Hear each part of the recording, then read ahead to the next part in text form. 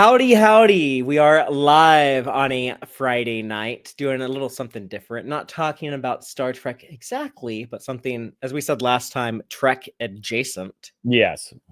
But yeah, we got a new USS Callister episode on Black Mirror. If folks don't know what I'm talking about, go watch it on Netflix. Last year, we talked about the first one they did in Black Mirror season 4. They're kind of Star Trek homage slash satire slash kind of a psychological horror film or full on horror film, really. But it's almost kind of a monster movie. But the first one, this one a little different. Maybe it uses Star Trek in some different ways, but still some fun stuff to talk about. But we have a hopping crowd. I see people are chatting away. So Joel, let's go ahead and get the show started. I'm Fatheree. And I'm Joel. And this is Tex-Trek.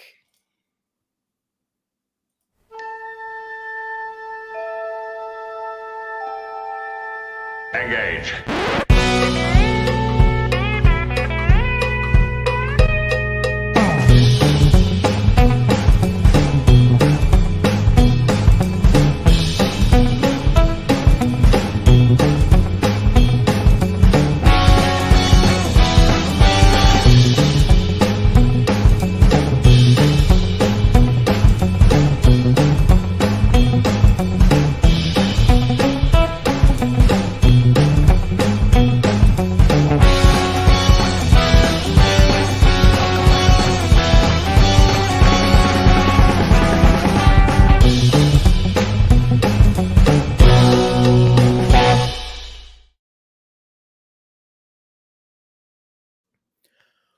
Welcome back aboard the Starship Texas for the 326th installment of the Tex-Trek podcast, the home of Star Trek fandom from deep in the heart of Texas, where we take a deep look at Star Trek, old and new. Except for tonight, we are actually talking about not Star Trek, but Black Mirror. And Space Fleet. Yes, and Space Fleet, the fictional sci-fi show and the real sci-fi show Black Mirror from overseas in the UK. I was just reminded that last year when we talked about the first USS Callister episode of Black Mirror, Sohel was like, "Oh, this is a British show," and then me and Dave gave him a lot of shit for not knowing about Black Mirror. But we're going to be talking about Black Mirror Season 7, Episode 6, USS Callister Into Infinity, the sequel to their Season 4 episode, USS Callister. This one, the Into Infinity one, is written by Charlie Brooker, Bisha K. Ali, William Bridges, and Bekka Bowling, and directed by the same guy, Toby Haynes.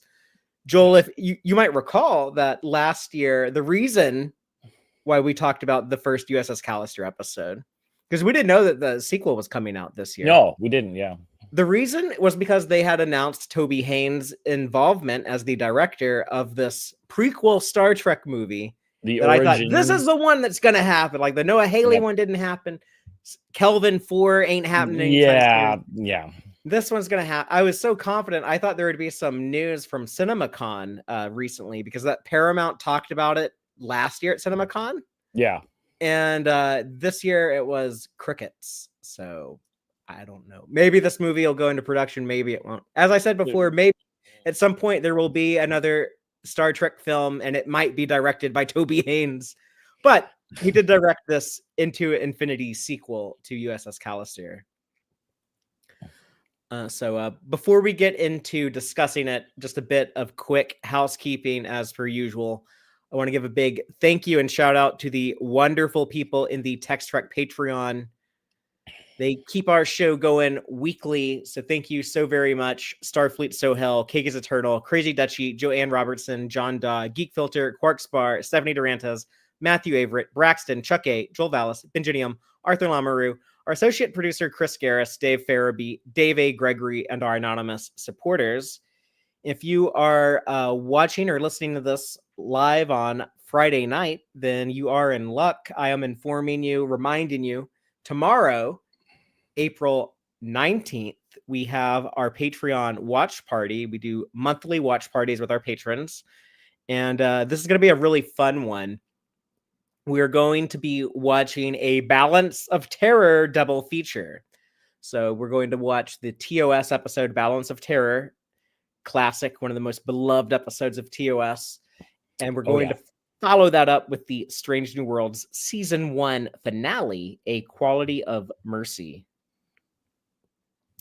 So really looking forward to those. It's always a great crowd that shows up to the Patreon watch parties. And just want to remind people that if you support Tex-Trek at the Bridge Crew tier or higher with $6 a month, we'll throw additional watch parties on your birthday. So if anyone's supporting at that level who has a May birthday, let me know and we can get a watch party on the books. But a little bit of news also. We don't have new Star Trek to talk about just yet. I keep talking about we're going to get Strange New World Season 3 soon. It's coming. It's coming.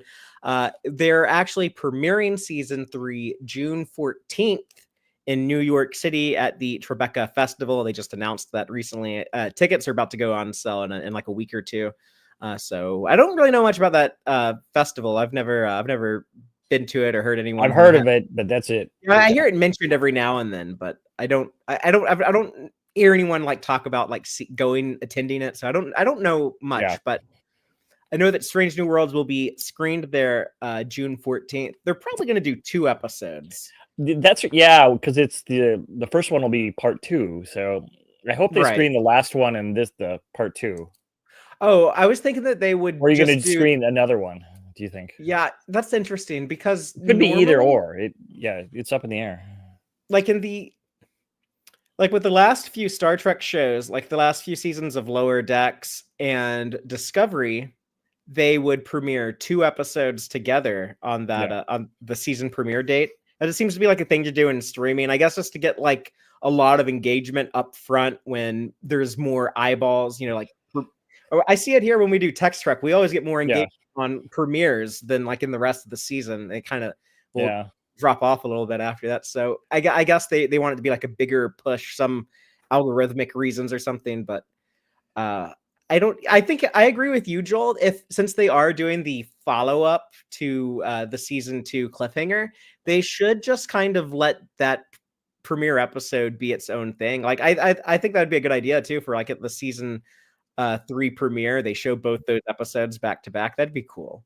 Yeah, they will. Or if they're going to show one, show the second one or something, because it'd be kind of weird to premiere at a film festival the second part. Yeah, but then if they previously show on, and then I don't know. Like if they show like 302 instead of 301, then we're gonna know like who survives. But I mean, like the trailers have kind of given a lot of that away. So yeah. But yeah, Captain Battelle raising those Gorn babies on her own, single working captain. But I'm excited to talk about Strange New World Season 3 when it premieres on Paramount Plus. That'll be sometime after June 14th. Late 2 to June, 4 maybe? weeks. Yeah. I'm gonna guess. I'm just pulling this out of my ass, but I think it'll be 4th of July weekend. I think July 3rd. Right? That's a Thursday. That's close enough. They could do it because they risk a lot because they need to premiere them because this will leak. I mean, not necessarily the visuals, but everything that happens will leak. So. Yeah, so that'd be a little less than 3 weeks later. So, but yeah, late June, early July, safe bet. I was just saying on the show last week. I was like, yeah, Strange New World Season 3. It's gonna be June or July. I used to say May or June. Had to amend that to June or July, but yeah, it is. We're getting close though, so excited. They can't put it off much past the 4th. No, I don't think so. They can't wait till Comic San Diego. No. Yeah, it'll premiere before San Diego. I'm pretty confident about that. Because San Diego, they're going to want to put the focus on Starfleet Academy. I think we're going to get a big Starfleet Academy push. Yeah, peek or have like the actors there do like a panel with the cast or something. That would make sense. Yeah, we still haven't even like seen what they look like in character, so we don't know their names. Nope. The only character names we know are the legacy people that they're bringing over with the Doctor. It would make sense to reveal one alien look. Yeah, one of the big people. Yeah. Something like that. I'm throwing it out there, though. I predict there is going to be a deaf character in Starfleet Academy. Because I remember at a I think it was at San Diego Comic-Con, but at some convention, Alex Kurtzman took a question from a deaf Star Trek fan in the audience saying, like, George Okay. LaForge is really cool as like this blind character in Star Trek. How come there has never been like a deaf character who's like a regular cast member? And so and Alex Kurtzman was like, Yeah, we've only had like so one-off episodes, like that TNG one with the negotiator guy. yeah, Reba, right? Yeah, That's yeah. one of Taylor's favorite episodes is TNG. It's a really good one. That might be a backtracking retrospective in the near future. It is a very good episode. And they make a table. I don't know why the table always stands out to me. What stands out to me in that one is the graphically violent disintegration of his choir that speaks for him. Oh, yeah. Loud as a Whisper, right? Is that the name of the episode? I don't remember. Something like that. I'm going to say it is, and if I'm wrong, someone in the chat will correct me. But Chatters? And then I'll just cut that part out of the podcast. So and we'll look so good, yeah. The podcast we look so good in the podcast, yeah. Yeah, they think that we're so much smarter than like the YouTube audience because all the dumb stuff we say on YouTube, I just cut that out when I edit for the podcast. Like this is not going to be in the podcast, but yeah, I need to make flashcards for all like 900 episode names because I'm no good at them. You'll get better. You'll get better. Just I keep making them is the thing. Taylor's confirming Loud as a Whisper. So thank you, Miss Taylor.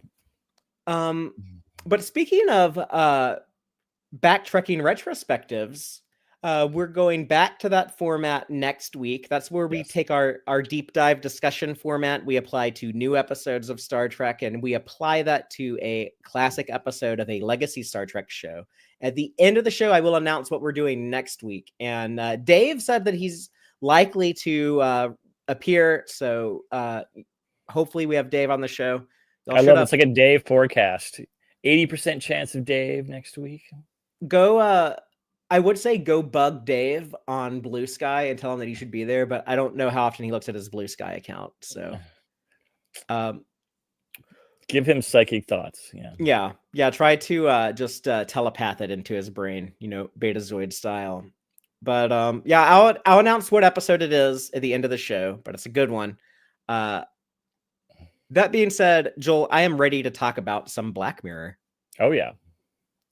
So just to recap this episode, I'll read the synopsis that I got off of Wikipedia and then kind of expand on that with some spoilers. The synopsis says, Robert Daly is dead, but now the crew of the USS Callister, led by Captain Nanette Cole, are stranded in an infinite virtual universe, fighting for survival against 30 million players. So yes, this is after the events of USS Callister, where their satire of a Star Trek fanboy, Robert Daly, was torturing people, forcing them to roleplay his space fleet fantasies. They kill him in their attempt to escape his virtual world he had them trapped in on his computer, and instead they end up existing in the video game that they all worked on with him, the Infinity game. And their goal starting off is just to, how do we survive? We are real people trapped in a video game where people, run around acting like gamers on the internet, shooting each other. And just, they actually say like, oh yeah, we survived one psychopath and now we're stuck with 30 million of them. But a solution does reveal itself when they discover that they can leave that universe, go into their own pocket universe. But to do that, they have to confront the copy of Robert Daly that exists at the heart of this video game, where he's been exploited by his partner, Walton, who in the real world is a terrible person. In the game, there's a copy of him who has, after the death of his son, kind of had a come to Jesus moment. Come to Kalis or Surak or the Prophets or something Star Trek, but this isn't exactly Star Trek, but whatever space fleet deities there are. We didn't get that quite that level. But they end up having to deal with a Robert Daly again, and through Nanette Cole's leadership, they're able to. They end up basically stuck in her head at the end, where they. That's kind of a weird ending, but it's unexpected. I mean, it's Black Mirror. It is. It works though. I think it works. Yeah, it does. But Joel, what did you before we get into the episode breakdown and go through beat by beat? just tell us your broad thoughts. What was your take on Into Infinity? I really liked it. I think it's really quality and great. I was surprised. I was worried when I heard about this there because you don't actually see Daly die. It's just he's going to die because no one's going to check on him and he's going to die and is stuck in the computer. They didn't retcon that. I thought they would once I heard there's a sequel. So I was very happy they didn't do that. And they figured out a way to also have the character back with the, virtual clone. And there is a lot less Star Trek in this episode than the last one.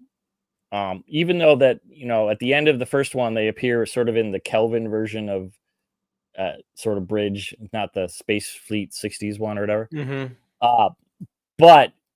And then they throw in a lot of weird, like Star Wars-esque fighters at the end, which they don't really go into like breakdown or homage Star Wars at all, really. But so this one is less Star Trek, except for the parts with Daly in the Heart of Darkness. Then we have like an intense sort of thing about Star Trek. But even with that, it's really great. What do you think of it?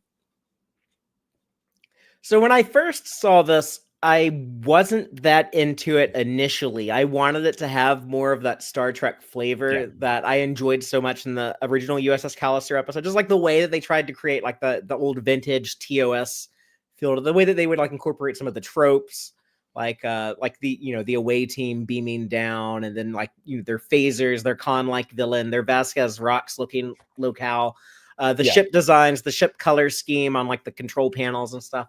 I missed all of that. However, they actually do tell a really cool story about how art exists in this modern 21st century capitalist hellscape that we live in. How the current entertainment industry likes to control and exploit creativity. And by the end of the episode, it does come full circle back to some solid Star Trek ideas in the climax. So it ultimately worked. If people listen to our old podcast episode on the first USS Callister episode, I go on record there talking to Dave and Sohel. And I tell them, like, there's a lot of rumors about making a spin-off series with this USS Callister continuing as a TV series. And I don't think that's a good idea. I don't think, I don't see like the legs there to like make this a sustainable. These people just having like video game adventures and stuff. So to me, like this does work better just to have it as like an individual sequel. And then I'm left wondering, like, will there ever be more after this? I think this is like kind of a satisfying place to end things, but they do kind of leave it open. So my only ask is that if they do give us more after this, I think they should I think like a trilogy works pretty well. Yeah. The other Star franchise kind of pioneered that. Like there's been like a lot of trilogies since the 80s. They can work. Yeah. I guess now we're in like an age where people like try to continue all these trilogies with mixed results. But yeah, I think they should do a third one that kind of returns back to some more Star Trek flavor somehow. I would be down to see that. But yeah, like this one, it wasn't exactly what I wanted at first, but then it was so good that it finally won me over. Yeah, the performances are amazing too. So I don't. And also, like I would say much, that though. In our sneak peek of what's going on in Strange New World season 3, that sort of retro episode looks like a reference to the USS Callister, the 70s episode with possibly Trillian Q. Looks like that was not created in a vacuum. Yeah, Black Mirror was influenced by Star Trek, and now Star Trek has been influenced by Black Mirror. I think so. I always say that Toby Haynes on Black Mirror, he kind of created the look of Strange New Worlds in that first USS Callister episode. Those sets were amazing. Yeah, that way to take like the TOS vibes and colors and convert that to something that looks like it was made for high definition modern television. Yeah. Yeah, all the what do they call those? The jelly bean buttons from TOS and all that aesthetic. It looks amazing. It really does. Well, let's go ahead and get into our episode breakdown. We're just going to kind of talk about the events of the episode and and comment on these scenes as they happened sequentially within the story. But starting off, we open with some flashback, dream, nightmare stuff. Nanette Cole, living on this ship in this virtual world, is haunted. Like she's literally like having nightmares of her abuser, Robert Daly, haunting her dreams. Which is interesting because they made a point that they could not dream in the original one, in the Starfleet version. Yeah, I guess when you're in the Infinity version without like his mods to it, then dreaming is a thing. You also get your body parts back that might have been removed previously. Yes.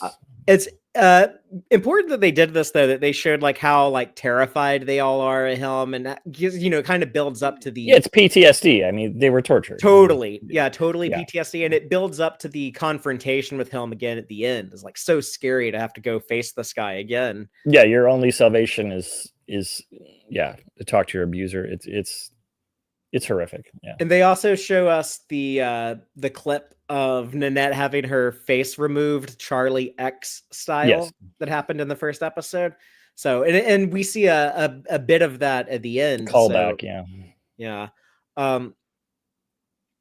But we find out that the Callister crew, they're bandits basically. They go around in this video game and they're stealing people's assets, people who are players in this game who like buy things. What do you call that? Like those games that microtransactions. Yeah, microtransactions. These people spend all these money on these games through the micro. Every time they go to warp or what, I forget what they call it.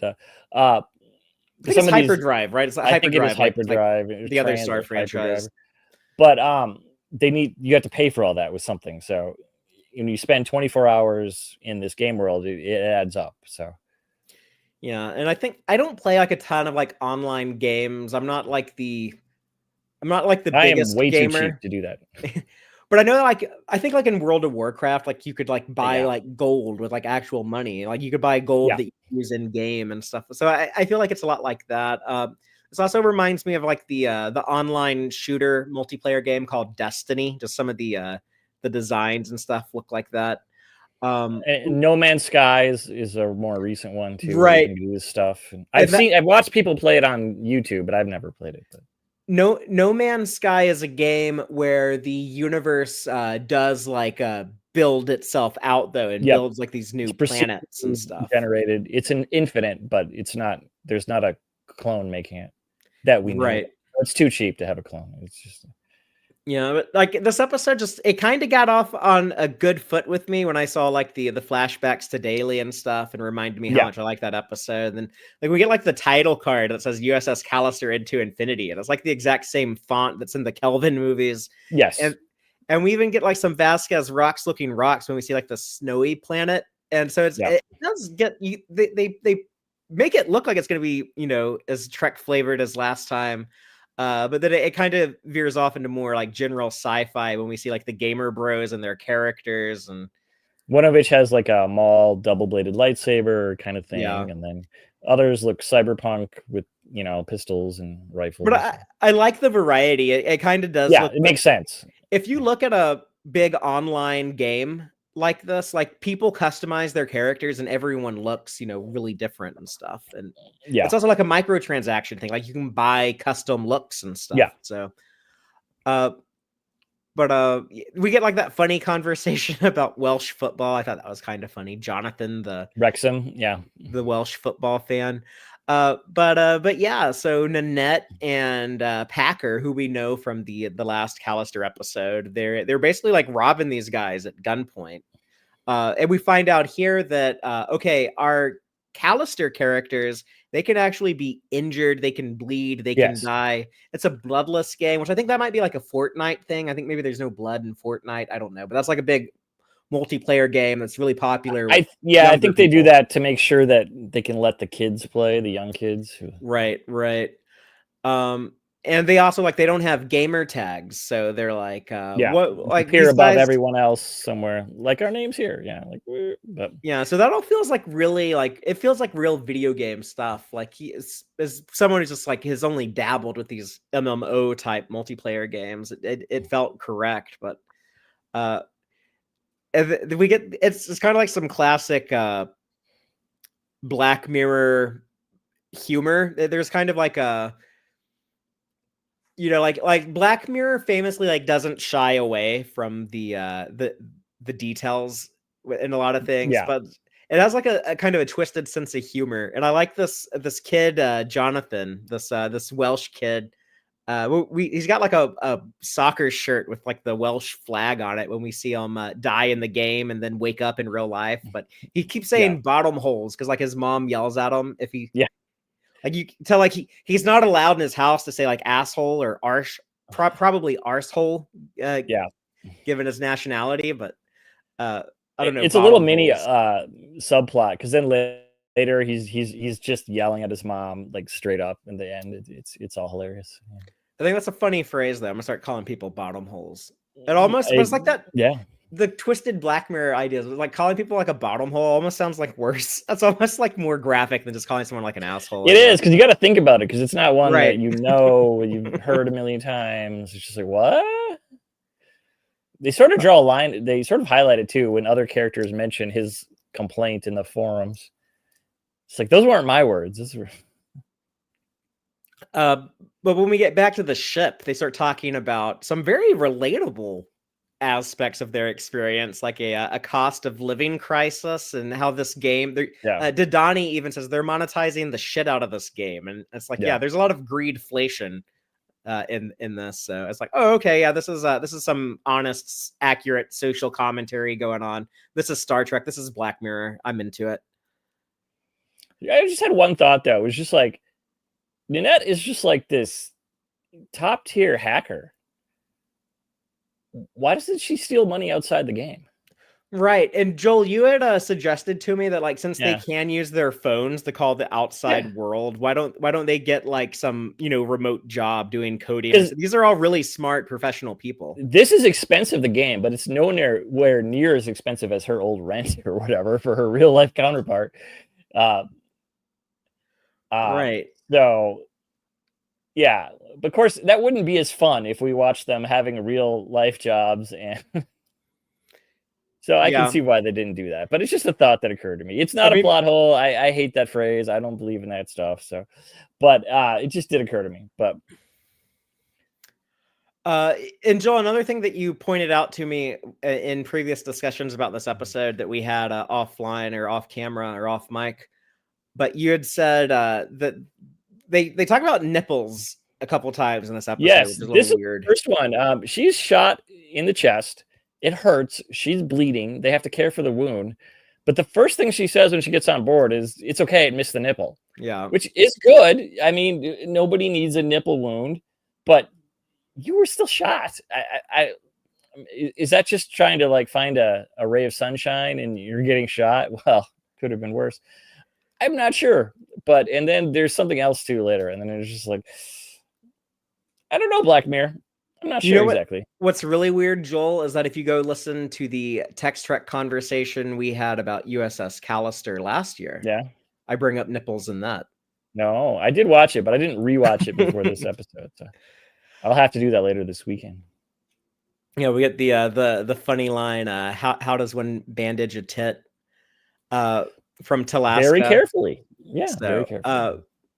But yeah, so they're stealing money from these players. They're stealing like in-game credits, but it's not really enough to sustain themselves long term. Also, they're constantly worried about being attacked, because if they die, they die for real. We find out that happened to Shania from the last episode, who's not in this one because of that. Yeah, I was kind of like, I really liked her in the first episode. She was great. She really was great in the first one. But I'm sad she's gone, but I'm glad that honestly, like they should have like killed her in like this opening bit if they're gonna do that. I heard there was some scheduling thing with the actress. Probably, but instead, like they do it off screen, but still, that's kind of good. You know right off the bat that there's consequences. It's like, oh, they're not playing around. Like if they die, they do die. Like you've seen it happen.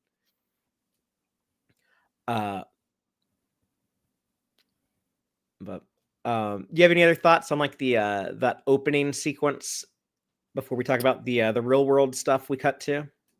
I would have liked to have known if there's like some kind of healing thing. Can they buy healing potions for their care? I don't know, because would that work for them? Who knows? I Yeah, see why they didn't. they don't really It's get not in the important. details. It's just one of those questions you have because the world is so interesting. You just sort of start thinking about this stuff. But that is one of the reasons why I didn't want this to become like an ongoing show spinoff, because then you have to address more of those things.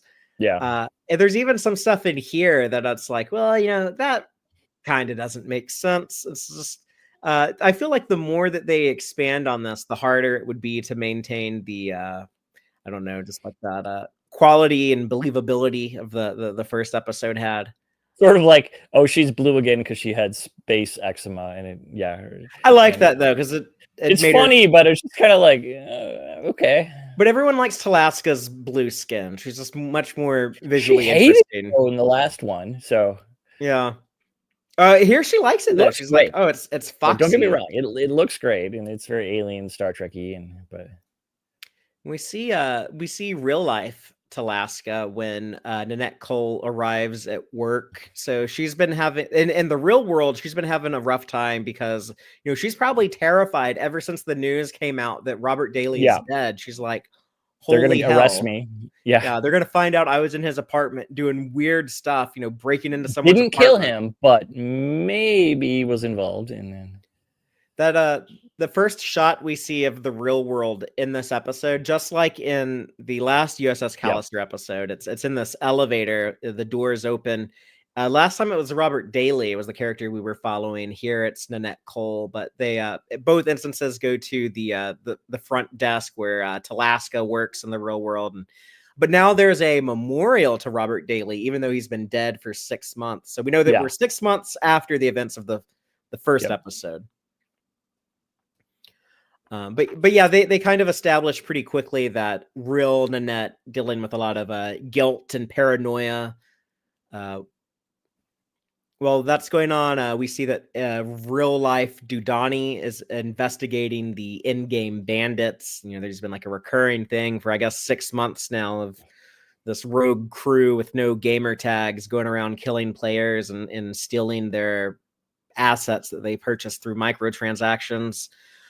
So Dudani brings that up to James Walton, CEO of Infinity, the mastermind behind the exploiter of Robert Daly, the actual talent. So feels incredibly real worldish with all of that. But yeah, he's pissed, not because that these people are ruining the game experience for many of his customers. That's not what bothers him. But he's like, oh, they don't have gamer tags. You mean that means they're not paying subscription fees? It's like, Dudani, get on these freeloaders. Yeah. But he also he's such an asshole that he forces Dudani to quit, or doesn't force him, but drives him to quit. Dismisses him enough that, which I'm sure was a weekly occurrence, but if not daily, if you talk. In this first real world sequence, I guess they establish all of the crew. We see everyone in this office building. We see Talaska at the desk. We see Dudani working. Nate Packer, the intern, coffee intern.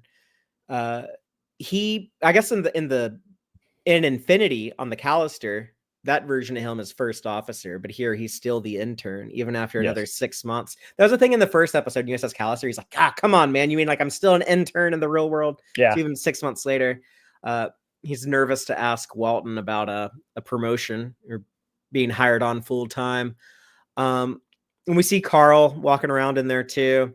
With his gym bag, tripping people still. Yeah, being a dick. I want to know what his job is. He doesn't seem very smart. And all these other people, he really doesn't. Like, what does he do there?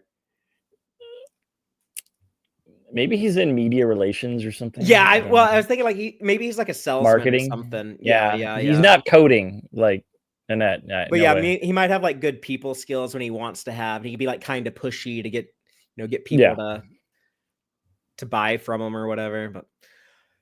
But we also get the new character, Chris, the journalist from New York Times. I like that when Walton introduces himself to the reporter, he actually introduces himself as a capitalist asshole.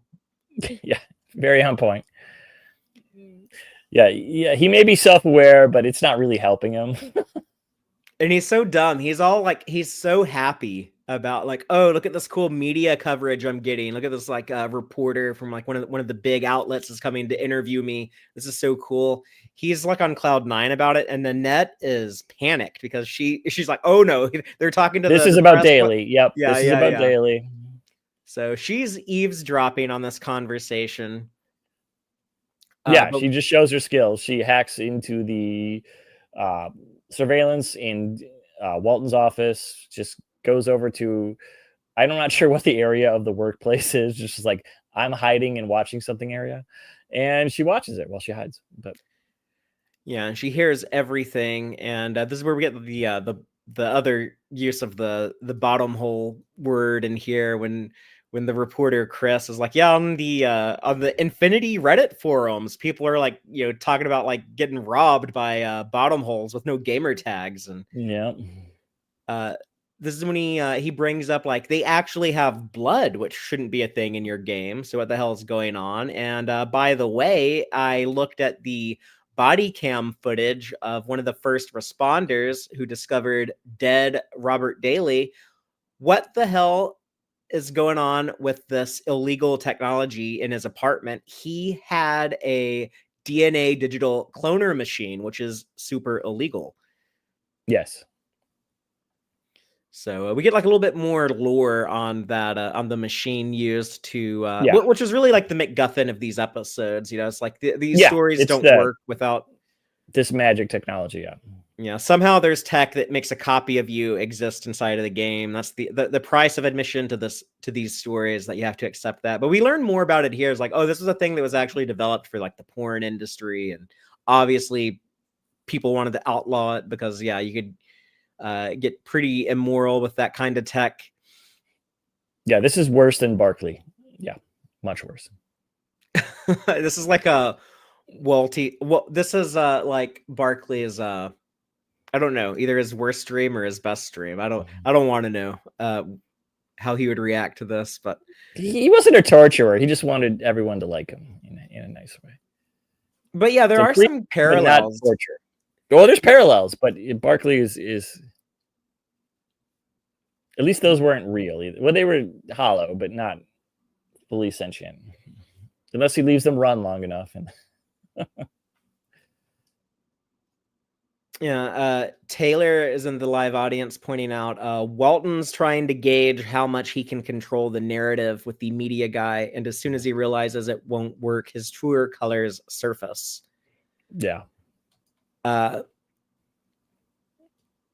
But this kind of puts Walton in a pickle, because he's like, oh no, they're gonna find out what's actually at the core of my game. We don't know this at first. The audience doesn't know this, but if you go back and rewatch it, you're like, okay, that's why he's freaked out. And Walton doesn't know what Daly was doing with that DNA cloner. Yeah. Like how many other people are cloned in my game? Like what the hell was Bob doing with that? And he can't use Dudani to help him investigate because he quits. He told the monitor. Yeah, that was a great line. Yeah. So I like this, how like this is who these capitalist assholes who run these big corporations, like they're actually a lot more like helpless morons that are really cruel, like James Walton. Like I feel like James Walton is a more accurate depiction of Elon Musk, and not like Robert Daly, the awkward genius, but who actually has like talent and can like do things. It's like, a lot of these Daly is more like an evil Steve Wozniak, I think. Yeah, he's very talented and can do many things, but but Walton like he uses in the flashbacks that he's high on his dad's trust fund and he's trying to invest, and that's how he ends up with Callister. Yeah, so he's actually like a pretty accurate stand-in for Elon as far as that goes. Yeah, no emeralds, but otherwise, yeah. But yeah, just a helpless moron when no one's around, when he's none of the people he's paying can do things for him. So, but this one doesn't pretend he can play video games at all, so that's a little more accurate. Yeah, that's true. But he's not paying people to play games for him. I'm really good, I swear. No. Well, I'm just like, I don't care. But He's there without to be rich and be thin. those are And his priorities, yeah, 100%. But without Dudani, he has to turn to Nanette to help him investigate things. So both of these people are like super freaked out. They're both thinking like, "Oh my god, I'm about to get in a lot of trouble with the authorities if I can't figure this stuff out." So yeah, because like New York Times, they're going to keep digging. They're going to discover right. more and more. So at this point of the story, they're kind of on the same page. Their interest align. That will change. Meanwhile, back in the game, they have to continue raiding. So now they're going after this. Their next player, Pixie, is their target. Pixie Bunkin. I thought she was fun. They said she was new, so she's new and alone, but not new to gaming, obviously. New to this game. But yeah, it does kind of suck. She has a setup. Yeah, like she's just like, oh, I just finally bought this new game. It's probably like really expensive. You know, she's like a young. Yeah, I'm sure it's like Warcraft. You have to buy the game, and then it's subscription, and then it's microtransaction to hell. So more. She's ready to get started, and then like these people like come and attack her. Like, oh, look at this new player is vulnerable. But that is kind of a thing that happens like in games. You know, you see someone who's like ranked low, you're like, oh, they're going to be an easy opponent. Yeah. We also learned that Carl is sad because he doesn't have any function on the ship. They never let him do anything because he is a moron. Yeah, because before he was just the antagonist in the first movie. Mm-hmm. And then so now he's not. He's with the crew. He doesn't have the wonky eye, and he's not the Khan version. But yeah, he's really nothing to do. They don't trust him to go down anywhere because he's sort of a barbarian, as they show later, and just and they don't need doors broken down. So they just let him sit in the captain's chair. It's just like, that's all you get today is you get to sit in the big chair while Dudani and Talaska watch their favorite show, The Real Housewives of Atlanta. Yes. I like that it was such like a real show. Like that's not something that they're actually playing it too. I mean, is that I don't know, is that on Netflix? I don't know what it's from. The Real Housewives, I assume that's a I've heard of it, but I don't know. I think that's a Discovery Warner. I think that's from the Learning Channel or the Discovery Channel or something like that. Yeah. That's where a lot of those reality shows. That's one of Zaslav's things. So yeah, that would make sense. But they certainly paid for quite a bit of it. It looked like this episode had a quite higher budget than the last one, though. Yeah. We had some really cool environments, like the forest that they go after Pixie in.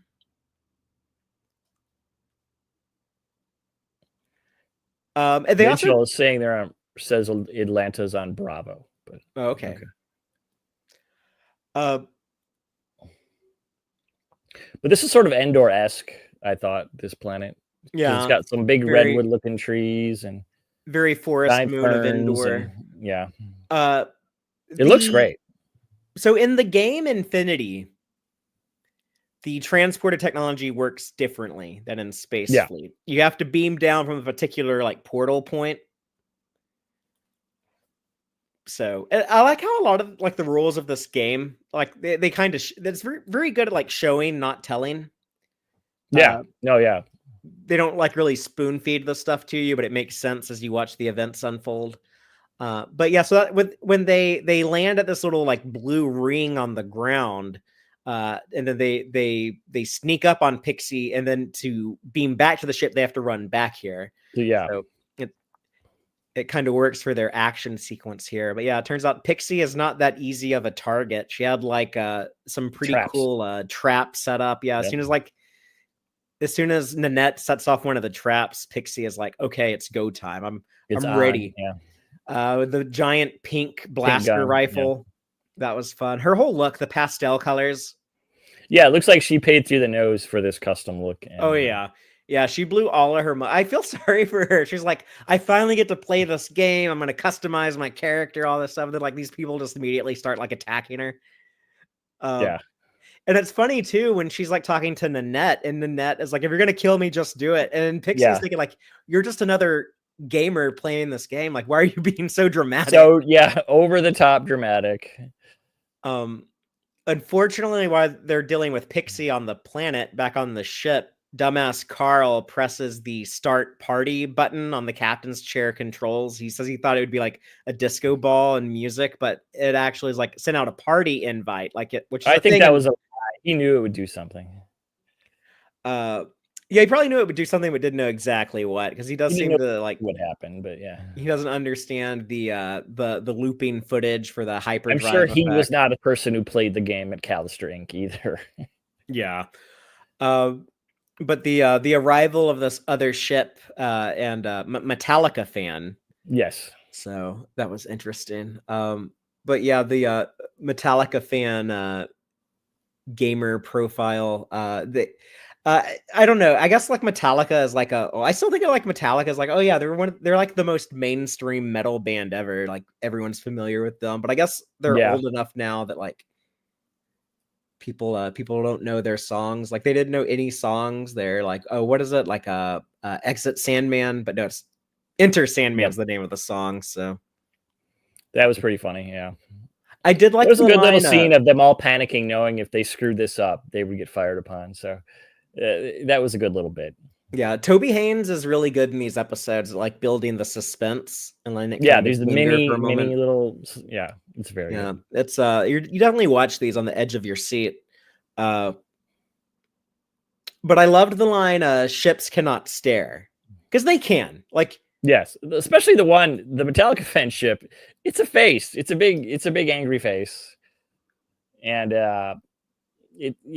it can stare just like a jack-o'-lantern, you know. It's got eyes and a mouth. And I think it was the USS Intrepid in Star Trek Picard season 3, but it was the Duderstadt class designed by Doug Drexler, and it was in the Ensign Rowe episode of Picard season 3. Yeah, where it comes back up. It's like menacing. It was 100% staring down at the Titan. So don't tell me inanimate objects can't stare. Like starships can stare. Or in Star Trek Prodigy, when the Dauntless comes over the in a very similar shot, over the Protostar. That was Jaws. That ship is a shark, and the Protostar is a tiny guppy in its sights. These inanimate objects are characters, and they can do this stuff, even in USS Callister's world. But probably, honestly, it was a good call if you are forced to kill off your woman of character color, your woman of color character. Sorry, if you are forced to kill your woman of color character off screen, yes, probably a good idea to give the audience another woman of color. So I like that Pixie has such a big role in this compared to the other gamers that they encounter, but.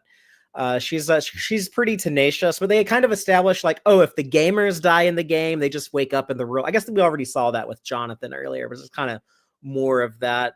She keeps coming after them, so some good action on the planet, some good action up with the ships battling, and they don't have enough fuel. They can't go to warp. They can't go to hyperdrive. They can't escape credits. Yeah, until the away team gets back with Pixie's credits. So. And there was a good little homage to the other Star franchise here, because Nanette's black visor gets cracked because of the mine going off that she trips. Yeah. So half her face is visible behind this black visor. Oh yeah, it's very Vader-like. Luke as Vader in the Dagobah cave in The Empire Strikes Back. Yeah, and then I guess that happened to Vader in the Kenobi show. Yes, it does. If they had just not had that last episode of that show, I would have really liked it. But that's just me. I hope other people enjoyed it. I had fun with it, but yeah, we get back on the ship. Carl gets chewed out for being an idiot. Any other thoughts on the Pixie encounter and the Metallica fan attack? Nope. Though I'm sure the Metallica fan, whoever was that gamer, I'm sure that's a famous person. It's not released yet, but I think in a few months we'll know who it is. Yeah, we do just not sort know. Of like the last one, Aaron character, Paul, which I don't think it was released when it showed up the first week. It's in the credits now. I think they added that later. But. Oh, interesting. Does Netflix do? Does Netflix go in and change things? I didn't know. I think I bet they do for these surprises. I think I don't think it's a general. thing, but yeah, but that was a cool cameo in the last episode. Aaron Paul as King of Space. yeah. So maybe oh, you know who would be so cool if they got for Metallica fan? What if that was who's the main guy on Breaking Bad? The I was Malcolm in just the Middle trying to think guy. of his name. Brian, or is it Cranston. Yeah, Cranston. Bryan Cranston. Yes, Bryan Yeah. Cranston. Yeah. I'm not sure if it was him, but I don't remember it sounding like him, but because I've certainly watched enough Malcolm in the Middle too to really know his voice. but back in the real world, Pixie sends in the report like, "Hey, there's these bandits with no gamer tags. They're killing people. They're stealing people's shit." So Nanette is getting the reports now that Dudani has quit working for Infinity, and she sees the footage that Yes. of the gameplay that Pixie Bunkin also sends in, and is shocked to see that one of these bandit game characters has her face, and another one has Yes. Packer's. I think he says "sweet goddamn" when he spills some coffee or something. Yeah. It's like the same mannerism, the same expression that this guy in the game is saying. She's like, "Holy hell, Daly cloned us, and someone named Tommy, and he put us in this game." So she has that conversation with Walton going on, and then they have to dig out. She tries to explain, yeah. Have to dig out the old the Daily computer to see what's going on in there. When she mentions Tommy, that's when he his attention is fixed, but which makes sense. Even here though, he's such a prick when like he doesn't know anything, and he gets embarrassed and tries to act like he knows more than he does, and then like he's very incompetent and kind of helpless. And then, like when Nanette like asks him to do something, like can you grab those cables? He's like, "Oh, I'm fetching now. You I'm cables getting your now." cable. Yeah. What a jerk! What a prick! Yeah, it's satisfying to see his downfall at the end. Yeah, Aaron in the live audience is saying I was annoyed that he said just a bunch of Comic Con crap, but yeah, that's what a lot of people out there would say. Oh, it's like nerd shit, Comic Con crap, whatever. He's cultureless. He doesn't care about anything like that at all. No, there's no culture he cares for. Money, being thin, sex. That's all he has. So in the real world, Nanette and Walton are investigating these bandits, while in game they establish a mission to find Walton in the game because he's got to still exist. Carl has the conveniently explains like, his room on the ship is still here. He's still there, yeah. But they want him because with him they can access the heart of the game. Yes. And build their own pocket universe where they're not going to be constantly attacked by 30 million players on their quest to find money to survive. That's kind of like in this modern world that we live in, like talking about like cost of living crisis and greedflation and all of that. But it really does. It feels like you're constantly having to pay for every second of your life. You're like, it feels like everyone's living, paycheck to paycheck, and it's just like it's like a mad scramble just to survive. Yeah. I wonder what they would do if they would have made it to this private cloud thing. Some of them would be relieved. Cool. Like Nanette and some of the others would be relieved because of the constant threat be gone. But like Carl, I think he'd be just as bored. Well, you would think that they would be able to create their own universe with like whatever they wanted. So maybe they could find some weird blue squid and eat those too. But I would be like, cool, if I could create my own universe, just be like, okay, I'm just going to watch Star Trek and read comics and play video games, and I'd get lonely, but I'd have like other people in there with me, so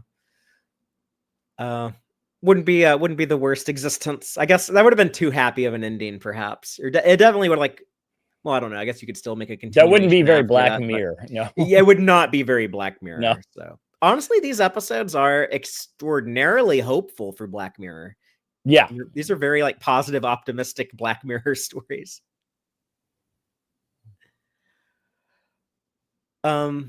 But yeah, so we have the new mission. I guess this is like the turn. What do you call that? Like that second act turn when you kind of Normally at the beginning of the second act, you have a scene where like the characters sit around a table and they're like, okay, this is going to be the plan. We're going to do this. So we're going to go into the core to build our own bubble universe. And to do that, we have to first find the real world Walton, who must have respawned not on the ship, but on another planet. If people don't recall, he died burning up in the ship's engines, trying to help them escape Daly's he relit universe. them, basically. Yeah. So, but he didn't fully die. His body was just destroyed, and then the game made a respawn of him. So this is like the one time that like death wasn't really permanent for them, because it was when they were, I guess, like transitioning out of the space fleet mod of Infinity into actual Infinity. So the rules, because there was at least a little part of him stuck in the ship, they said. Yeah. So that's the part that respawned to his initial planet, I think, respawned at. Yeah, they said it was a random planet, but or was it random? I couldn't remember. But the planet looked cool. Again, like I feel like they have like more budget. Like they're actually out on locations. This is somewhere in the southwest of America, but I don't know. Utah.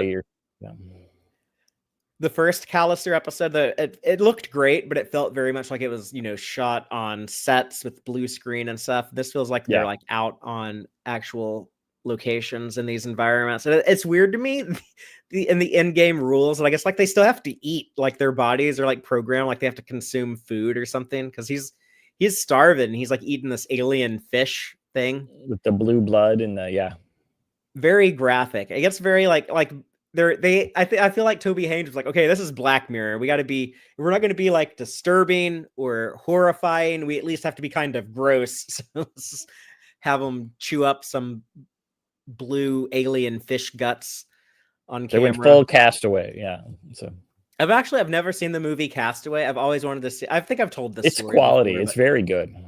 I had talked my mom into going to see it with me, and then my aunt also wanted to go to the movies with us, and my aunt was like, I don't want to see Castaway. I heard it's 3 hours long and they don't even talk during most of it. And I like talked my mom out of it. My mom was like, oh, that sounds bad. I don't want to see it. It's Tom Hanks, so he makes sure he's alone, but he does the thing. He's very good at that, sort of talking about what he's thinking. He's like, well, what should I do? He's very good at that. And so there is stuff spoken. There's no one else there, but for half the movie. But I mean, I need to see it I know that was like 25 years ago. Just never got away. Yeah, Jill in the live audience saying it's a must see. So y'all tell Taylor to put Castaway on our list. We have a list of movies we're watching together. So, but they find Walton on this planet. Nanette beams down to talk to him, and we get like this reunion. So Walton's so happy to finally see another human being. Talk to someone. Yeah. So we cut back and forth between in-game clone Nanette and Walton and real life actual Nanette and Walton, who are they come into the game to investigate, what's going on with these people that they suspect that Daly created with the DNA cloner machine. But yeah, I keep wanting to say cloner, like episode, was that episode 1? Cloners. There's episode 2. Oh yeah, the other Star franchise. Yeah, in a movie that has such like a stupid title, Attack of the Clones. A character named Dexter Jutster says, who has a diner. Yeah, the character Dexter Jutster, who has a diner, says the Kaminoans are cloners, damn good ones too. So all of that sounds dumb as hell, but I feel like Black Mirror kind of fun. This is much more better science fiction than Attack of the Clones. But I love too that when Walton and the real world Nanette go into the game, they have the stupidest, simplest space outfits. I assume this is what you do if you don't pay for anything. You get these stupid, like bubble-headed spacesuits that are just ugly as sin. So of course you're gonna go spend money so you look cool. Yeah, because you're gonna look like a lame ass if you're just running around this game with the default spacesuit. So, let's talk about Rocky, Walton's only friend. He said he just had like this rock with. This was too weird for me. The rock with the hole on the back of it, like It's definitely a reference to Castaway with Wilson, the volleyball with the bloody handprint, which even if you haven't seen the movie, you've seen a picture of Wilson. Yeah, I know all about Wilson, the But volleyball. Wilson does not have a hole in the back, so. But it's just like, I don't think that would be a very pleasurable experience to try to use the hole on the back of a rock.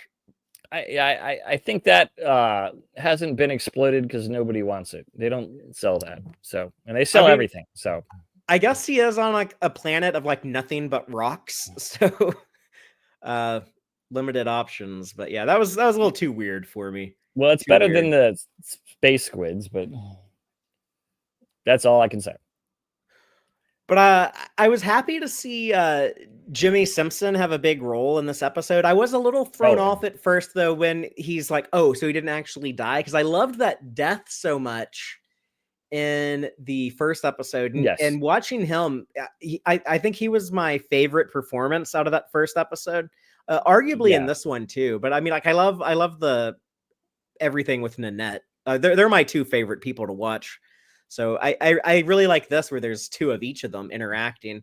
The stuff in this episode, like, it did win me over eventually, but just kind of personally, like I sometimes I really have a hard time accepting resurrections. If it was like a really cool, meaningful death, it's like, why do we have to cheapen that and undo it? But by the end of the episode, I accept it. But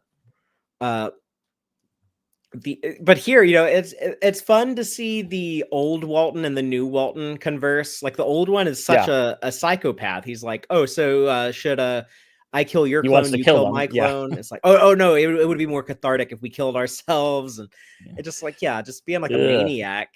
But that if you have gone through some redemption, I guess, like the worst thing, your worst enemy would be like to encounter your old self, your past self.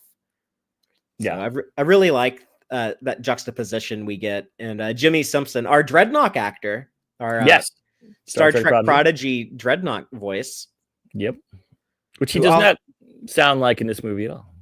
No, it's but he does. He's really good at like that cool, cold computer voice for Dreadnought.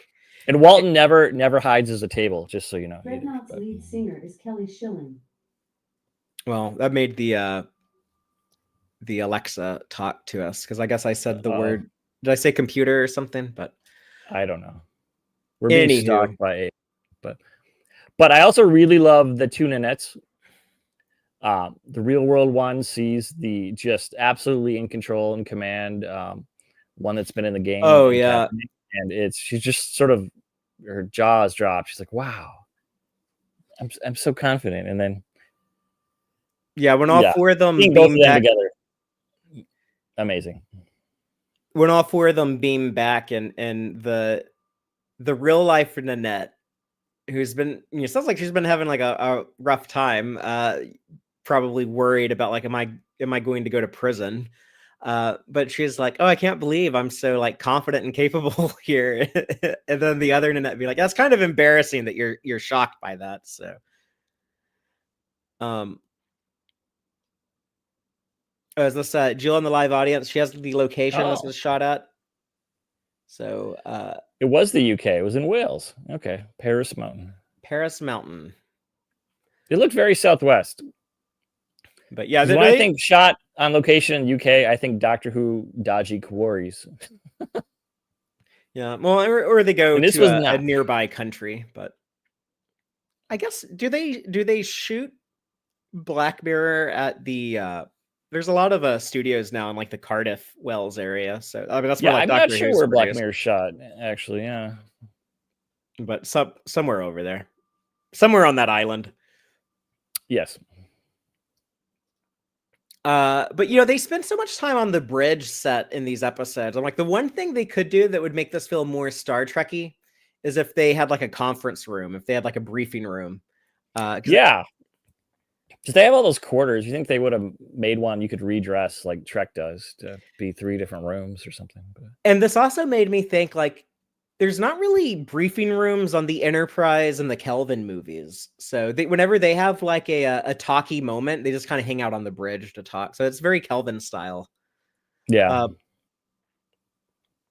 But during this conversation on the bridge, the real life Walton goes crazy and starts shooting all of them with the big pink rifle and shoots Carl, who had his barbarian charge moment, which he was I ca- waiting for. I kind of wish he hadn't done like the weird thing where he like raised his hands up and screamed, because it's like I wanted it to be like a little bit more of a serious moment. He was just so excited. Yeah, but it was kind of weird.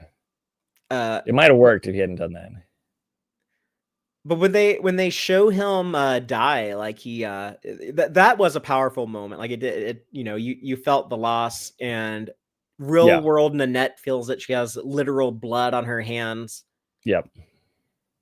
And so the game Nanette gives her the mission: go back into the real world and stop him from coming back and killing us.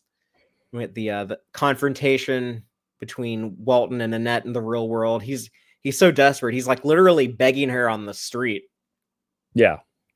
Offering her more and more money up to a point when it starts getting a little less, but yeah, so this is what really threw me for a loop watching this. This is kind of like a oh shit moment when you like this shout this out is loud. still, I'm unsure if I like it. It works out for the plot, but this is actually it was one of my favorite moments in it, because I was like initially unsure if I was liking this or not, but this is such like a kind of a shock moment, but it also it completely seemingly throws the characters at a huge disadvantage. So I think if you're going to do these contrivances in your stories that kind of feel, well, that's really convenient that happened at that exact moment. It bothers me more if you're doing things where like your protagonist kind of luck out. But if you're doing things that kind of put them in a more dire situation, bad I things don't know. Happen for Maybe no I'm a reason. sadist on some level or something, but like then I think it's totally okay to write your story that way, because if you're gonna have like weird stuff happen for the worse and it makes it more difficult, it I don't know, it's more believable. I buy it more. I kind of feel like in real life, like when random shit happens, it's more likely to be catastrophic than be good. But it works out for Walton seemingly, because he's like, okay, well, that'll shut her up and give me time to go deal with these people in here. He swoops up her backpack with evidence, and I was thinking when that happened, I was thinking that it was going to be like some street camera or something, like caught footage of him doing weird stuff like that. But he is charged with leaving an accident as one of the litany of charges at the very end. So it does one of the most minor ones he has, but it does come back to bite him in the ass. I heard some people asking if like he manipulated her into the traffic, but rewatching it, I don't think he did at all. Yeah, he didn't see the car. They don't show anything of that. People would probably he's not looking. That, yeah. He would, but it didn't happen. Yeah. But back in the game on the USS Callister, we get the big reveal of what's in the core of the game after Walton cleans himself up, because Talaska points out ball sack visible. But yeah, not good. But for the YouTube audience, I had to go the extra mile and make sure that every screenshot I had of Walton in his little homemade miniskirt did not reveal too much to get me in trouble with YouTube. Because we are not disgusting, unlike Walton. That's right. But when Walton gets his new wardrobe and I guess a haircut and a shave, he explains what happened 12 years earlier. We get the cool flashbacks to him meeting Robert Daly, the whole garage stuff. Very, very Bill Gates, very Steve Jobs. Silicon Valley tech bros. They start in their garage. We hear that narrative a lot. For sure, yeah. Very Apple, I think. Yeah. And you were talking about how, like, okay, this is where we find out that Walton had a bunch of trust fund money that he wanted to invest in, and that's why he sought out Robert Daly. And we see all of his. He'd already invested, in the DNA cloner, which he brings up in a little bit, and some other things which didn't make the Callister money, which he later gets through Daly. I liked the garage though. I like seeing all the messy space fleet memorabilia. He has like the boots that Nanette wore in the first episode. I guess they just kept all of these props. Did you see it? It's in one of your screenshots. There's a TNG shuttle in there. Yeah, there is a TNG shuttle. I think they removed the nacelles off of it just to make it slightly less exactly like a shuttlecraft, but yeah, straight up. That was just, I think, like a fun little thing for the Trekkies. It's going to be very recognizable to anyone who's watched more than a handful of episodes of TNG. I think they do Chekhov's knife with the blade, the dagger that will play a pivotal role in the climax. The Klingon equivalence knife, you assume. They name them, but they don't really know much about them. But we find out here that the reason why they use this DNA cloner in the first place is that Walton had invested in that. It was something in the porn industry that was outlawed before it could go to market, but he still had it in the trunk of his car.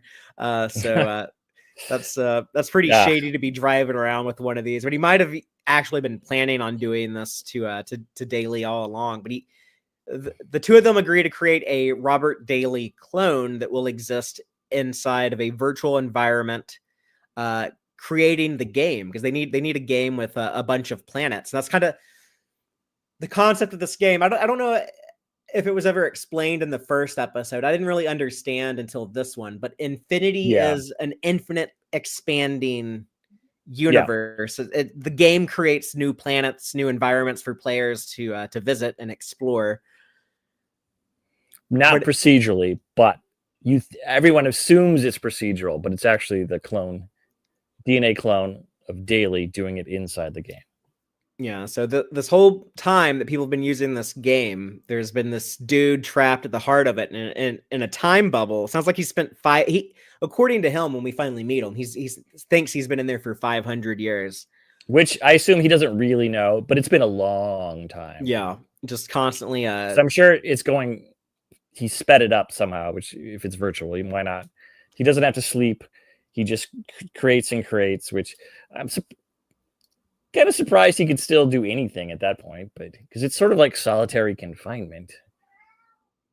Yeah.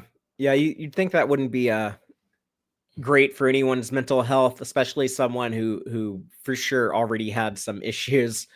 Yeah. But it's very much, I think, what it's like trying to be a creative working for any business that's, they're constantly going to be like, well, why can't you do more? Why can't this be faster? Why can't this be cheaper? That's all they care about is, the bottom line. And this guy who just wanted to be like, oh, I love Space Fleet. I want to go live in the Space Fleet universe. I created this cool virtual way to do that. And then demonetize it, this asshole is going to come in and be like, okay, yeah, actually, we need to shit all over your dream and just pump out a product and expand. That's the other thing that capitalism demands, like constant expansion. Yes. The reason why it's not sustainable. Yeah, line goes up. Yeah, because Daly didn't even really have the bones for the game. He just had... His idea was just have these planets, explore them with spaceships, do it again and again. And Walton right away is like, where do you shoot people? And I love game things. I love that that's the concept here, though, is that this entire game is based on illegal code. And so, that's going to be Walton's downfall. But the fact that this the shock and awe of like this cool like core of the game with the spinning rings, that's all just AstroTurf. And all it really is just an exploited worker, an exploited creative at the heart of this huge commercial product. That's in a virtual subdivision garage. Yeah. Oh, today on day of recording is actually April 18th. It's Superman Day. It's the anniversary of the first appearance of Superman in Action Comics #1 in 1938. So people on YouTube can see I'm wearing a Superman t-shirt today. But if you want to hear about some like exploited creatives, go read up on Superman's creators, Jerry Siegel and Joel Shuster, and how like they became exploited by this big business entity. So Yeah, definitely not a new story, but still very relevant. But when they find out, like, oh wow, Walton, you're capable of doing that, like the real life you would like create a slave and put his ass to work at the center of your game. Okay, we got to call the real Nanette and tell her that she is in an extreme amount of danger. And then as soon as they call her, they get like the doctor in the hospital. Like, yeah, she's Yes. actually in a coma. So they probably assume that Walton did it. Yeah, Yeah. because they're not going to believe in a coincidence at that point. Yeah, I'm glad that he didn't like push her in front of a car or something though, because it is better. But yeah, and I also think he's probably not even He capable of would've? doing that right. But he's so helpless. Like his instinct is just to like beg people to do things for him, and he's just so used to be like, I'm just gonna give you money. Okay. I just do this for me. I don't have to be nice to you. I'm giving you money. That's good enough. Just do it. But yeah, because he lives like that, he's totally helpless. Yeah. But Taylor in the audience is pointing out, I like that in the first Callister episode, they say Daly is the heart of the game. And then we see he is the center of the game, literally. So yeah, it was good foreshadowing. Yeah, these tie together pretty well. Wrote that, but they really dovetail these together. We watched them back to back in the Tex-Trek Discord server. Yes, just to remind people that when we talk about new episodes on Fridays, we've or not new, but and backtracking, yeah. In the backtracking retrospectives, and when we talk about classic episodes of Star Trek on the show on Fridays, we've been watching those in Discord together on Thursdays, and watching these two episodes back to back, they do work well together. Yeah, even though like I'm thinking that they shot the Infinity office building. I think it's a different office building. It looks like a little, but it might be the same one. I don't know. Probably maybe it just changed. It looks a little different. I'm unsure if it's a different office or it's color graded slightly different. Could be either or. But it's still, even though like some of the visuals might not be identical, it still feels like the same place. It's been quite a few years. Yeah. But yeah, so that sucks for Nanette to find out her real life self is I didn't assume that it was going to be like she was going to be brain dead and that they were going to be able to like, no, not at all. Get in her body. I was thinking like, oh, they said coma, but TV comas, people come out of those all the time. I was thinking she was like a goner for sure. I didn't really question. I just thought she was going to die. But yeah, sucks for her. And like Nanette was like really bummed. She's like, wow, like, I just met this other version of myself and now she's dead. So that sucks. Yeah. And she remembers that life. Minute. I mean, but they press forward into the core. So on their way there, real world Dalton has to call Dudani and rehire him with an extra $5,000 a month. I like that. He's like, I'll give you an extra $5,000 a year. And he's like, no, you're gonna give me an extra $5,000 a month. He's like, oh. Yeah. But he's so stupid. It should have been a week, but like he couldn't even like look up a tutorial on how to use his own game, or he's not patient enough to do that. No. He just wants everything handed to him immediately. So he's just gonna pay some guy to yeah. Like instead of like just Googling like how do I use this game? How do I get back in? Where do I respawn? But he gets the idea to bring in other players that have been robbed by these bandits and use them as kind of his it's more of him getting other people to do all the work for him, like the same way he created this game through just getting Daly to do all the hard work for him. So yeah.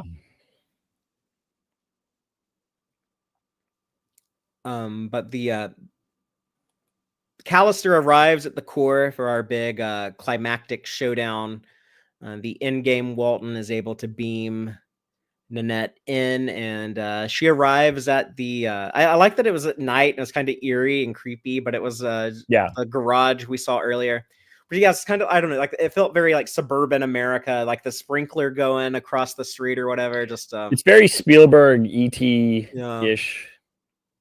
It almost made me think of the Nightmare on Elm Street movie, Wes Craven's New Nightmare, when Nancy Thompson has to go.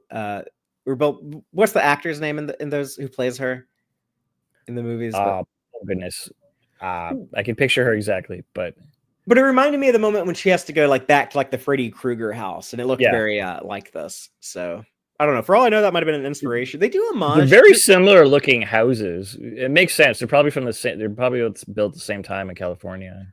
I guess like because the first Callister episode like borrowed so much from Star Trek, unapologetically, obviously. Yeah. Maybe they felt confident in this one to be like, you know what, we can just pull from things like, we'll pull from Star Wars, we'll pull from a bunch of different video games like No Man's Sky and Destiny, and we'll pull from there's a big Matrix homage coming up, but there might have even been some I don't know, some Nightmare on Elm Street in there too, but obviously Castaway. So yes.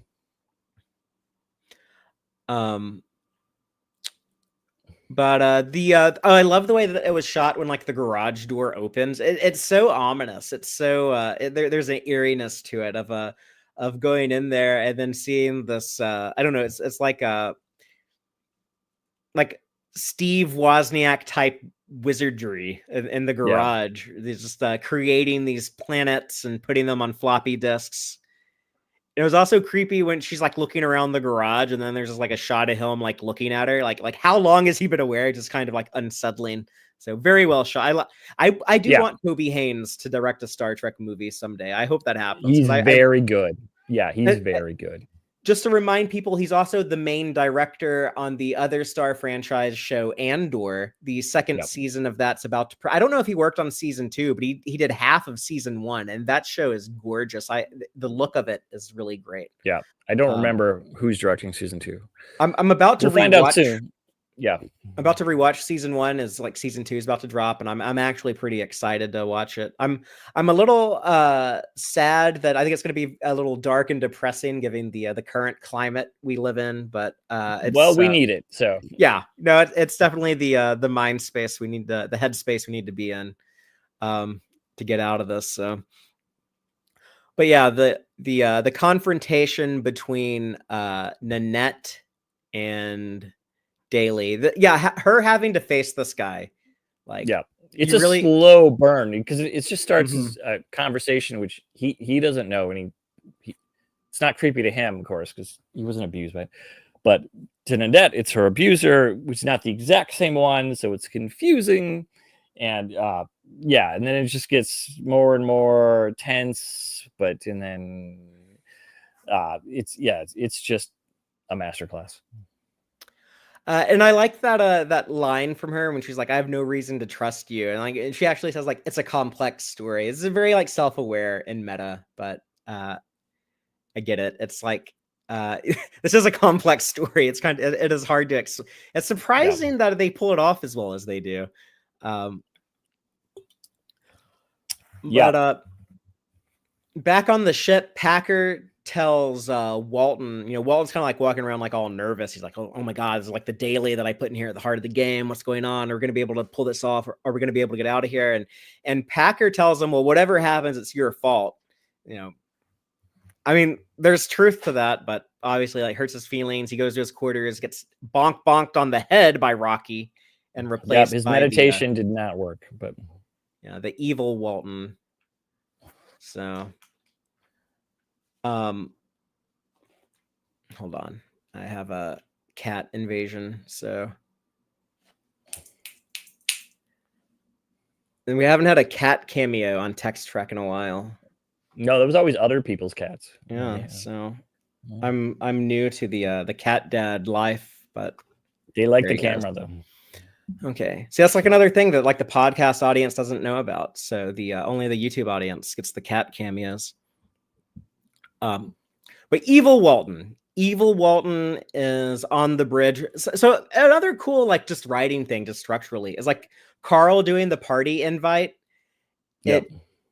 It doesn't seem too out of place or anything, but that was just like a subtle way to set up this big climax showdown when Walton sends out the party invite here. Yep.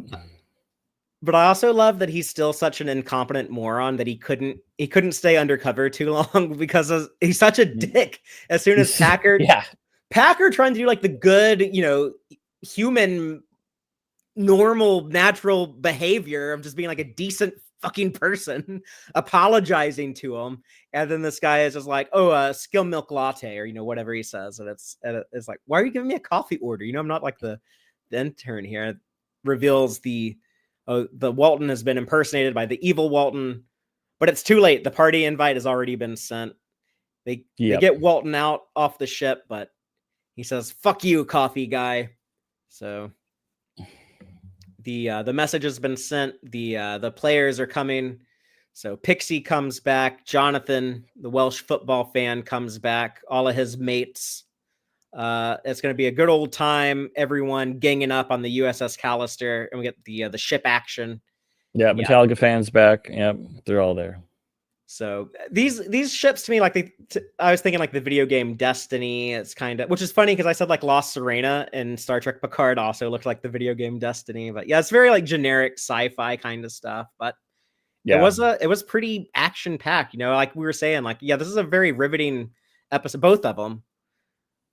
I was definitely on the edge of my seat during this, but more so, not so much like from that big sci-fi action, spaceships shooting lasers and explosions, but the stuff in the garage, the more personal human stuff with Nanette. The space fighters were kind of bland. It was not Star Wars level of, which is very expensive no matter what you do. But although it does give the funny line they set up, with Jonathan with the bottom holes when he says bollocks out loud, which is, a curse word overseas. And his mom is like language, Jonathan. And then we get like the fuck off, mom. It's like he's had it trying to police his language for his mom. But I like how much of a space fleet nerd Daly is, and this is like his purest form, right? He's just been in isolation for 500 years, so in this like, shrine to Space Fleet, the garage. Yeah. So even like he can't help himself. He's like, "Oh, this is just like that episode Clandestination when they had to hide in an alternate universe and all of that." Yeah, this is the most Star Trek part of this whole totally Infinity is the stuff here with Daly, because he talks about episodes, he recreates moral quandaries from episodes. Mm-hmm. He's going whole hog Space Fleet. The episode Quandary at Outpost 5, which that sounds like someone trying to write a spoof Star Trek episode title. But the two floppy disks, he holds up the red one and the green one, so very much like Morpheus in the Matrix with the red pill and the green pill. But I was okay, and I think like the Matrix has enough parallels with these Callister episodes, and it's old enough that he would have seen the Matrix. I mean, because he's really been here like what 12 years or something. In the real world, 500 years to him, but so he would have seen the Matrix in 99. So. And we don't know exactly when these episodes take place. Like they're implied to be in the near distant future, so this could be like 5-10 years in the future. Yeah, so. It's that thing. It doesn't really matter because the technology is sort of magical, because DNA has memory, a la the Dune universe and some other universes where they clone you and you have all the memories if you want. And there's no Thalaxu, but pretty much. I love his garage setup though. I love the floppy disks. I guess because I'm like a little nostalgic bitch, like most of us are, and but I like the old Mac computer. What was that? The black and white one, is that Macintosh Pro? Like, what is that? Was my first. It was the original computer. Mac, I believe. Oh, is that what it was? Was it like the? I forget what you call it, but that was the original. That square.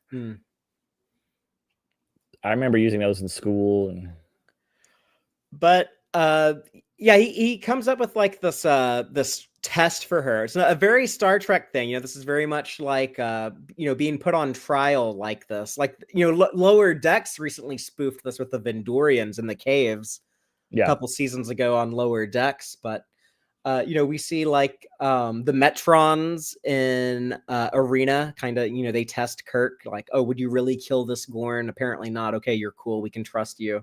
Or like the Errand of Mercy, the Organians. Who else was put on trial? A lot of humanity. Humanity's put on trial. TNG, Trelane did it too, though. Trelane Yeah. put Kirk on trial for the crimes of Yes. humanity. So, yeah, a very Star Trek thing, obviously a very Space Fleet thing. But yeah, he initially tells her like, okay, I can either like save your crewmates and put them in a bubble universe, or I can send you back to the real world and put you in your body, where I guess they're connected through like the brain monitoring technology would allow him to do it's that. An interface both ways, apparently. This. Yeah, but this, him talking about like when he reveals to her like, oh, I can actually do both now that you chose like the correct thing and said that you would save your crew. That's the same thing that my hero Captain Storm on the TV show did. Yep. So thanks for role playing the Xanthian moral quandary from Outpost 5 with me.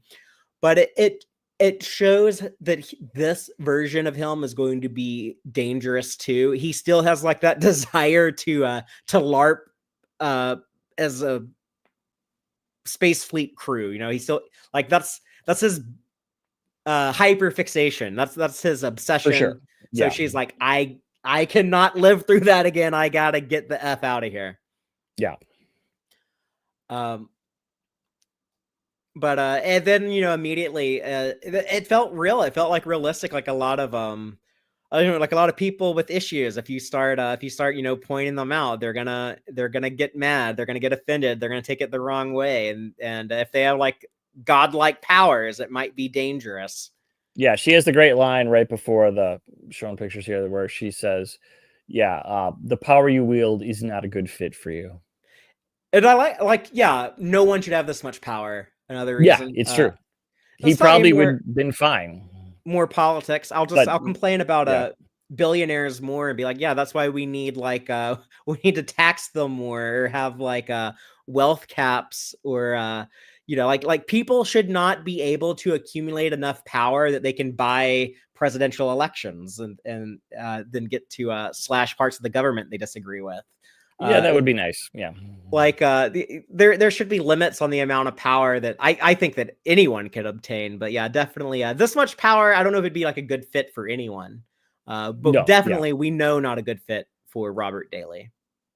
Yeah, Robert Daly, if he would have been working at, a restaurant or something, probably would not be abusing anyone because he had no power. Mm-hmm. And he probably wouldn't go out of his way to find it. But when given power in the real world with money and the DNA cloner, and given power here as the god of his microcosm inside the heart of infinity, yeah, he is corrupted and uses it for selfish evil. And you were talking about how it was like a good, suspenseful, slow burn, but the way that he starts off, pretty nice. Like, I'm so sorry, this other me was that terrible. Of course, I'll help you. And then and he's not lying. He's being truthful in saying that, and it comes off that way. But yeah, but then he slowly realizes that, and he lets slip that thing. It was like, I'll just copy and paste you into your body. Instead of cut and paste. Yeah, that was the turn, right? That's like little subtle thing. He's like, no, copy and paste is okay. And then he doesn't blow it off as, oh, I said the wrong thing. He's like, no, it's fine. And then there'll be a copy of you here, and then I can't help but feel sorry for him, he's been in solitary confinement for 500 years. Yeah, I don't want to sit in a garage all alone for and what he says, like, I create all this beautiful stuff and I don't have anyone to show it to. Like he's craving companionship.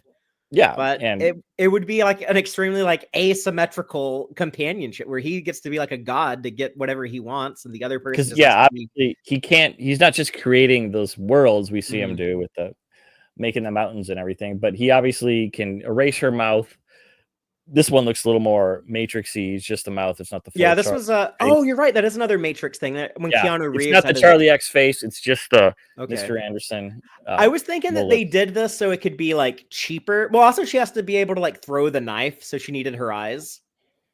But it was also cheaper to like CGI blur the mouth than to make like the full face prosthetic that I think they did in the first episode. But yeah, you could throw some blue tape on there, and then you can just go from there. And he's also like, telepathically throwing her around the garage like Darth Vader or something. But he can manipulate the computers with his mind, sort of. it looks like Q. He's snapping his fingers, but it's just because it's his world. He can do anything he wants there. And all the technology isn't real. It's all an abstraction. That's why he has the ancient Mac. That's why he has floppy disks. They're not really floppy disks. They're real world save icons, like the joke. Oh, but that's what he's stuff. saving to. Oh, that is Yes. neat. Yeah, he saves them to that. Yeah. The save icon. Yeah. Yeah, no, totally makes sense. Like you can see the logic of how he set up this particular. But he just, he snaps his fingers, and there's a picture of, once he finds out what hospital she's in, there's a picture of St. Juniper's, probably because if he's moving faster in here than real life, then he can do all this stuff faster than anyone in the real world can, because he's going really fast. So yeah, it's all very interesting. And then he just sort of casually drops, I can put you back in your body. Oh yeah, Lieutenant DT is asking. I was just about to ask why he couldn't create NPCs, and yeah, there doesn't seem to be any NPCs in this game. Everyone that we see is either a player or a clone. Yeah, except for the squid things. And those don't really count. That would, I guess, kind of be an NPC. That's not really a character, but it's more like a little monster. But yeah, so I guess like they can't create anything as complex as a fully interactive human. So, but I suppose a game with 30 million players, you don't really need a lot of NPCs if they're going to interact with each other. Like if it's like a role-playing game like Baldur's Gate or something that you purposely fill it with NPCs to interact with, it's different. But yeah. But it is very satisfying for Nanette to have this victory over him after the after what he put those people through in the last episode. So I like that she gets to do like a cool action-y thing. I like the setup with the knife earlier, and also like the setup with Pixie pays off here when she's the gamer that seemingly almost takes down the Callister. She does the weird the climactic thing where everything's about to blow up at the last second. We do get some Star Trek shield percentage countdown here. Yeah.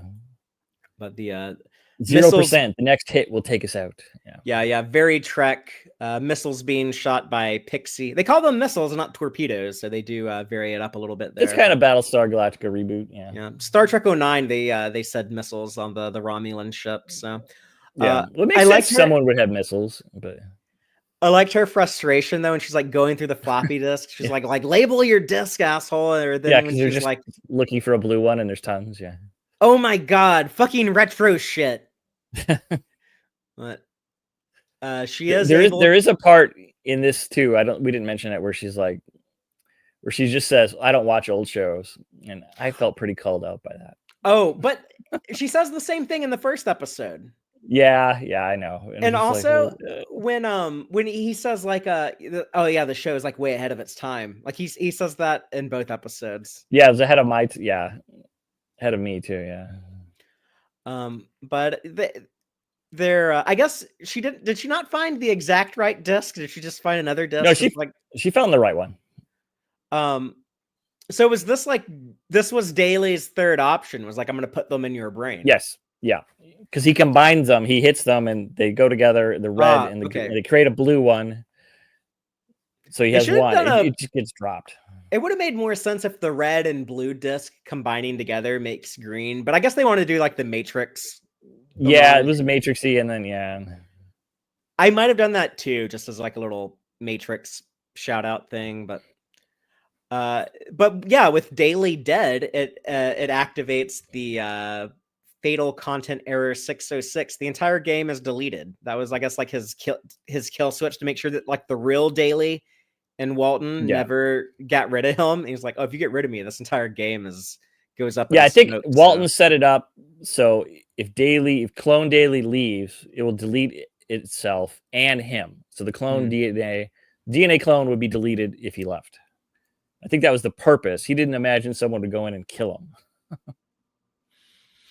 But then when they're out of the game, they don't know where they are, but it's kind of like this like light red or kind of like pink lighting. It's because because they're seeing like the hospital lights, those bright fluorescent lights like coming through Nanette's eyelids. That's why it's kind of like a pink lighting. So where in Nanette they are, they don't really say, but it's very Fantastic Voyage / inner space. Yeah, when they can see the giant ship people. might be in there, just shrunk down. Yeah. This is like the one thing that I did think was a bit of a stretch, though, is that when they can call her from inside of her brain, like how do they have like cellular reception to like? How is her brain connecting to like the phone networks to call her cell phone? The ship boosts it. I don't know. You'd have to hand wave it with something like that. Because if you shrunk a cell phone that much, I don't think it would be powerful enough to contact. I don't think they're like physically in her brain, though. I just think like that information of like all of their. Well, they don't go into it. Yeah, it's totally up in the air. Yeah, I just said that. I like Fantastic Planet. I think they have the whole. Rachel in the chat is wondering if they just have the bridge now, but I think they have the whole ship. But they didn't really say either. But yeah, there's a lot of things they don't really go into the details with, and probably for the best not to get too into the weeds with some of these things. And that's what I liked about like the first episode, though, is it kind of, when it ends, it did kind of like leave things open to your imagination. And there's a certain fun quality that a lot of these sci-fi anthology shows, like a lot of the Twilight Zone episodes, like a lot of these things, the kind of the beauty of them is that they are just short little glimpses, and we don't need like a full fleshed out continuation. But this one did did go to some cool and unexpected places. And this ending, it is very much in like that classic tradition of subversion and twist and shocks and surprises, like the Twilight Zone pioneer and like Black Mirror, its modern successor, I think has done a great job of continuing. We get this very unexpected ending of the characters existing inside of her head, which the deletion of the game leads to the downfall of Walton in the real world. Yes. The reporter Chris, we see him on TV at the end, and he's talking about how he's gotten a source that's revealed all this. So obviously, like Nanette has like given him all this information now that she's back in the real world and can communicate to people more easily, and things are wrapped up with the evil Walton. The most interesting thing to me about this, though, is seeing the clone Walton watching all of his friends, his only friends at this point, and they're all celebrating his demise, his downfall. Well, he's not real big on his old self either. I mean, he knocked him out just a while ago. No, he totally like that. Yeah, that's his past self is literally like his own worst enemy. But it's still interesting to me to see them, to see him sad. It like that whole life that used to mean so much to me is up in smoke. But at least my friends are happy. What does he say? Like, your joy brings me joy. So yeah. But yeah, so they all get to hang out and watch Real Housewives of Atlanta, and they're the kind of set up for a possible maybe one day third episode. As they ask, like, Nanette, are you still working on a way to get us out of here? And she's like, oh yeah, I'm working on it. Yeah, Walton is sort of being the asshole boss here. He's just like, are you really working on it, or do you just keep saying that? She's like, deadlines, progress, stay on track. I'm managing you. Yeah. I liked watching them watch Real Housewives of Atlanta. It was a fun, happy ending, which we don't get a ton of in Black Mirror. And then they established that now Packer is the captain. Like the fuck you, I'm captain now. Whatever. That's right. Not an intern. Nope. And that is the end. So. Any final thoughts on USS Callister Into Infinity, Joel? I think we covered it all. Just overall, there's a lot less Trek in this, but that's okay. There's sort of, a smattering of other stuff. There's Star Wars aesthetically, not really any other way, but then you get, Matrixy stuff, and then that one condensed super Trek moral quandary thing inside the heart of Infinity, and performances are just really good from Daly is still super creepy. He starts out and then it just that whole scene, he just gets creepier and creepier until he's just as evil. And yeah, all in all, yeah, it was a great watch. It was a worthy sequel. It went a different direction, but it kind of had to. And yeah, I thought it was great. Yeah, I don't like it, like I said, as much as the first one, but all the actors that I loved in the first one, Kristen Milotti as Nanette, amazing. Like, she needs to be the lead in like shows, movies, all kinds of stuff. She's a phenomenal actor. I love her in the Penguin show that just came out on Max recently. Jimmy Simpson is both versions of Walton. Is like that's so interesting to me to see like this this reformed guy who has to deal with all that baggage of his nastier older version of himself. And Jesse Plemons is still like, so like he makes Robert Daly feel so real, and that makes it even more disturbing. But yeah, so I see in the audience, Geek Filter says he liked this one more, so that's cool. But yeah, I'm glad people are enjoying these. I didn't know if I wanted to do this because this wasn't as much Star Trek as we got last time. I'm like, do people want to hear us talk about like this non-Star Trek stuff? But I'm glad that it's Trek adjacent enough still. Yeah, I'm glad that people showed up in the live audience. So thanks everyone who was able to watch this. And Paramount Plus can release more real Star Trek if they don't want us talking about this. So just putting that out there. That's true. So go advocate for more real Trek. But we're gonna get 10 episodes of Strange New Worlds very soon, like within a couple of months. So, and then it won't be too long after that. We're gonna get Starfleet Academy. Not only like season 1, but just like the reveals we're talking about. Like we still don't even know like these characters. We don't know the look of the show or anything. Haven't seen any characters, any trailers, anything. So looking forward to whatever we find out about Academy, and of course those Strange New Worlds episodes. But I am now going to announce that next week we are returning to the backtracking retrospective format, hopefully with Dave on board.